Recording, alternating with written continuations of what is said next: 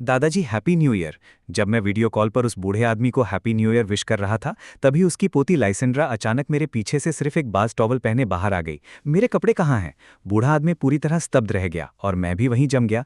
उनका पूरा परिवार बिल्कुल हंगामा करने लगा। प्यार से भरा फैमिली ग्रुप चैट तुरंत गर्मा उठा। 10 लाख मिले, 30 लाख मिले, 50 लाख मिले, 70 लाख मिले। दादाजी एवेंडर चिल्लाए, मास्टर आ चुके हैं, सब लोग साइड हो जाओ, 50 करोड़ मिले। बाहर से बूढ़ा आदमी शांत रहने का दिखावा कर रहा था, लेकिन अंदर ही अंदर अपनी शान छिपा नहीं पा रहा था। लिएंडर मेरे सबसे करीब है, तुम में से किसी को भी उसके लिए लड़ने की इजाजत नहीं है। उसके दिल में मेरे ग्रैंडसन इन लॉ की जगह कहाँ है? लिएंडर, बस पैसे जैसे चाहो वैसे खर्च करो, इस परिवार का सारा पैसा तुम्हारा है।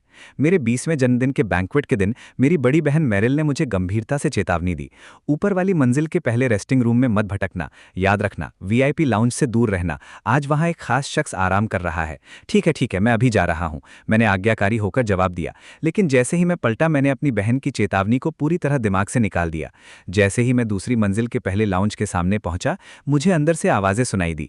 क्या मेरी बहन ने मेरे लिए प्राइवेट रूम तैयार नहीं किया था? जरूर कॉरिडोर के आखिर में पहला रूम ही होगा। उस लाउंज का दरवाजा थोड़ा सा खुला हुआ था। मैंने दरवाजों पर लगे 3 बड़े बड़े वीआईपी साइंस को पूरी तरह नजरअंदाज कर दिया। जैसे ही मैं आगे बढ़ा, मेरा पैर किसी अनजान चीज से टकराया और मेरा पूरा शरीर बैलेंस खो गया था। मैं सीधा आगे की ओर गिर पड़ा। इतना सॉफ्ट क्यों है? मैंने धीरे धीरे अपना सिर उठाया और ठंडी लेकिन बेहद आकर्षक आंखों की एक जोड़ी से मेरी नजरें मिल गईं। ओह, मैं तो गया। क्या यही वो वीआईपी गेस्ट थी जिसका मेरी बहन ने जिक्र किया था? पहले खड़े हो जाओ।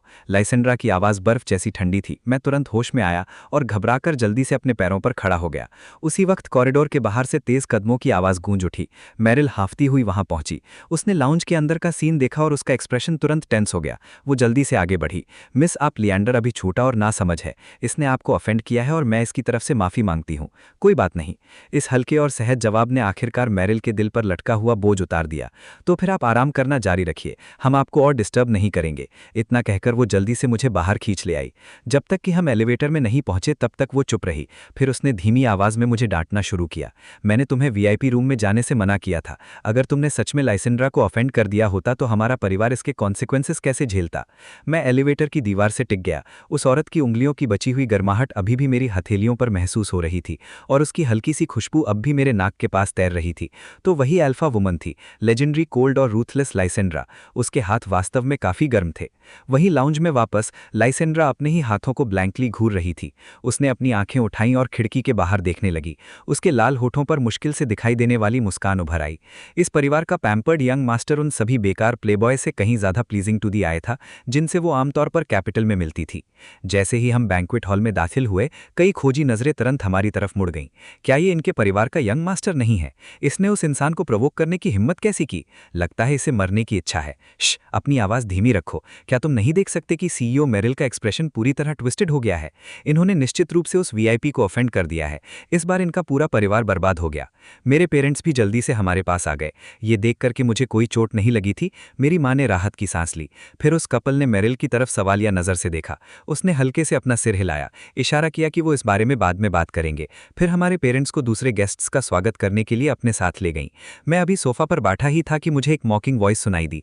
वेल, क्या ये यंग मास्टर नहीं है? यहाँ अकेले और खोए खोए क्यों बैठे हो? रूमर है कि तुम पहले वीआईपी लाउंज में गए थे।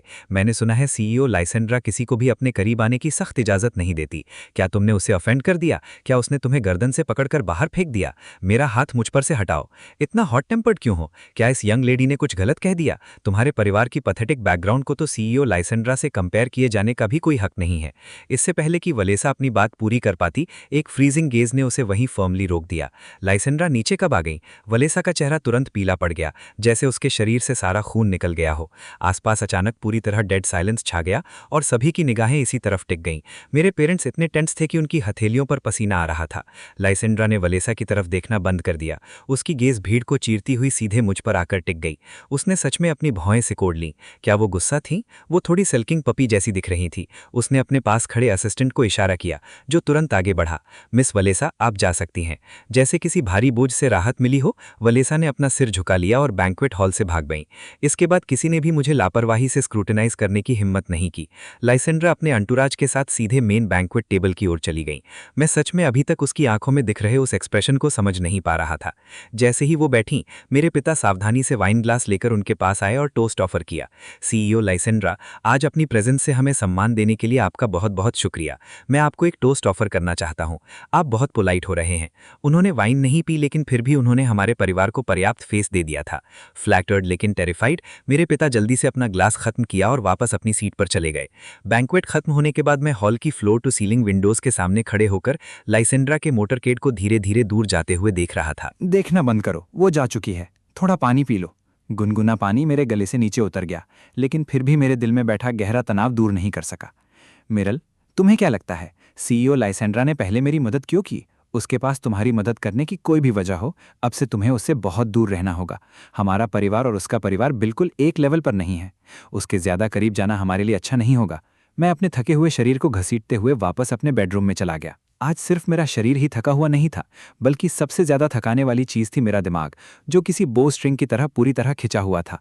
शावर लेने के बाद मैं बेड पर लेट गया, लेकिन करवटें बदलता रहा और नींद नहीं आई। मैं खुद को रोक नहीं पाया और अपना फोन निकालकर लाइसेंड्रा का नाम सर्च करने लगा।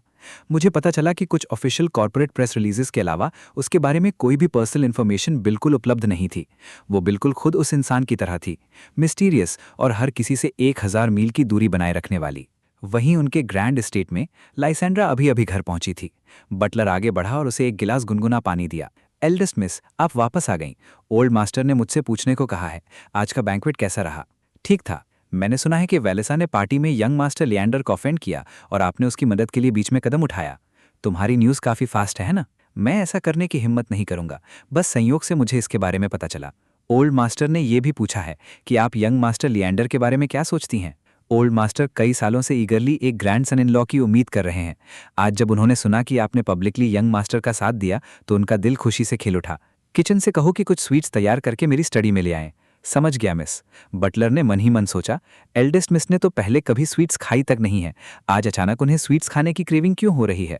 अपनी डेस्क पर बैठी लाइसेंड्रा ने सामने रखे कॉर्पोरेट डॉक्यूमेंट्स को पूरी तरह इग्नोर कर दिया। इसके बजाय उसने अपना फोन उठाया और अपनी सेक्रेटरी द्वारा भेजा गया मैसेज खोला। वो सच में अभी सिर्फ एक बच्चा ही था, जिसका बैकग्राउंड बेहद क्लीन था। ये बिल्कुल उसी डिमीनर से मैच करता था जो उसने दिन पहले देखा था।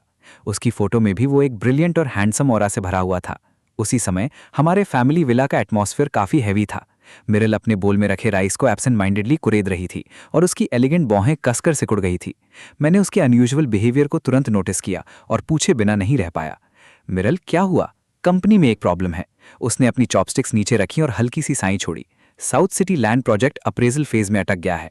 अप्रेजल की जिम्मेदारी संभालने वाले डायरेक्टर टेवियन सीईओ लाइसेंड्रा के सबऑर्डिनेट हैं। जैसे ही सीईओ लाइसेंड्रा का नाम लिया गया, डाइनिंग रूम की हवा तुरंत जम गई।